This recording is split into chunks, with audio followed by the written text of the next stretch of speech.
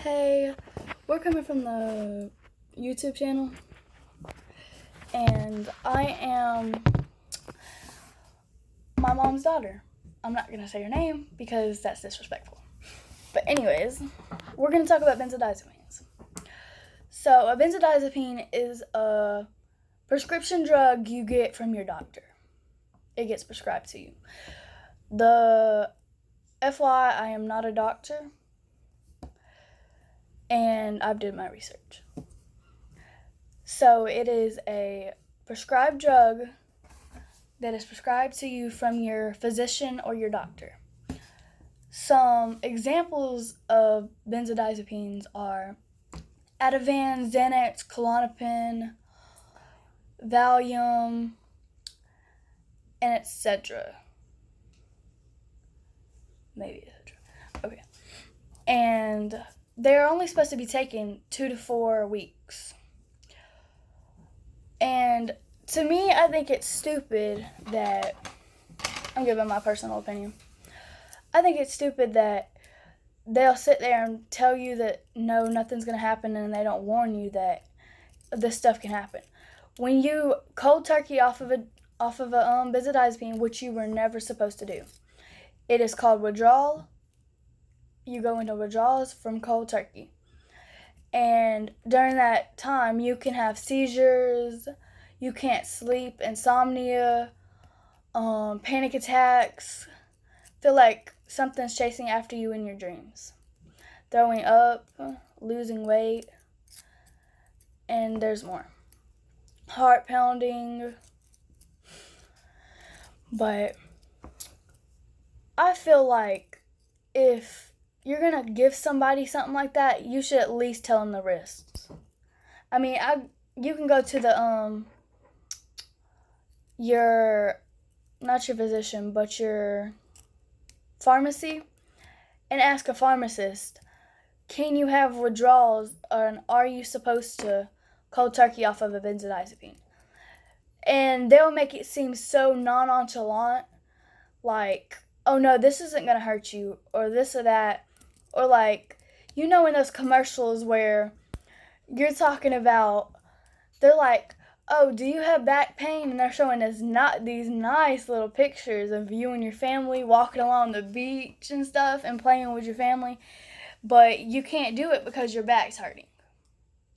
Or you're having too much anxiety to leave the house.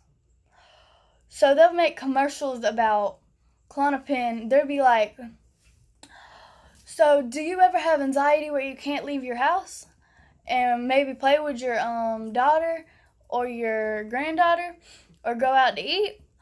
Well, just take this. It's called Klonopin. And then they start speaking really fast about side effects and what could happen while they're playing this nice music in the background and this beautiful pictures and videos. Like, nobody really understands what you're saying because you're talking like 100 miles per minute because you need to get it sold. In the old times, when there was war and stuff, benzodiazepines were given to the enemies to get the enemy sick. And I feel like that's so unnecessary. Like, if you're going to have risks and you're going to put somebody on something, at least tell them what they're getting into. Like, people have problems. So I'm hearing this one girl's story where it's like she has been on this drug, which is Klonopin, and I'm not saying exactly everything right. She was on Klonopin for 6 years, but then she wanted to get off. So she cold turkeyed off of it, and she started having seizures and heart pounds and all that insomnia and stuff I told you. And so she went to her doctor and asked why, and they tapered her through 3 weeks, did a taper. They tapered you from 3 weeks, and then you're off. Like, that's basically the equivalent of cold turkey. And then there's one girl, she was on Valium for like 7-8 years, and then she wanted to get off, so she she went cold turkey, and then she felt like she was going insane, so she went back to her physician and asked why, and because she couldn't sleep, and she asked, why can't I sleep?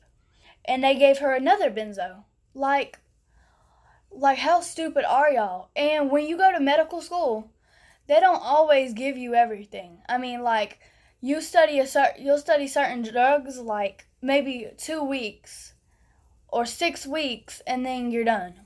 Like, you haven't even told us that we can go in withdrawal or nothing like that. My honest opinion is that we really should have contracts where we have to read it. I mean, you could look at the fine print of Klonopin or your benzodiazepine, and like you'll see you can have seizures and stuff like that. But you know, they don't make that stuff where it emphasizes to show it. They try to hide it. Like, they'll not put it in bold, or they'll put it real small and stuff. And it's just not right. I mean, so many people are going through it, and they have nobody. Like, their families leave because they can't deal with it.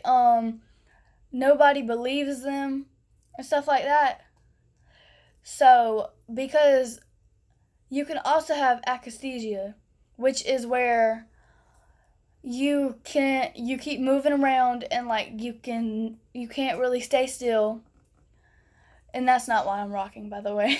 I have a problem too. And it's where you're moving around, you're pacing, you can't breathe. Well, it's just a whole list of stuff. I've heard some people say that when they go to sleep, it's like Freddy Krueger is chasing them in their dreams. Or they can't wake up. And others, they just can't sleep at all. Like, they can't even take a 15-minute nap. Like, this one guy, he is getting off of, he has done his taper and everything. He's off of there completely. But now he's going through withdrawals. Well, yeah, like withdrawal symptoms. And he hasn't slept in 4 days. Like, his eyes are so dry. And he's like so tired, but he just can't sleep. And to me, to have all that happen and you not know about any of it, it's really crazy. So there's this Ashton manual where this one girl, I think it's Jennifer Ashton, she died a couple weeks ago, but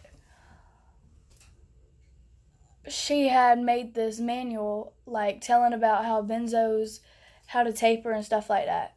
She was a big inspiration to me and my mom and a whole bunch of other people. If you go on Facebook, her name is Heather. Heather Ashton. Yeah, Heather Ashton.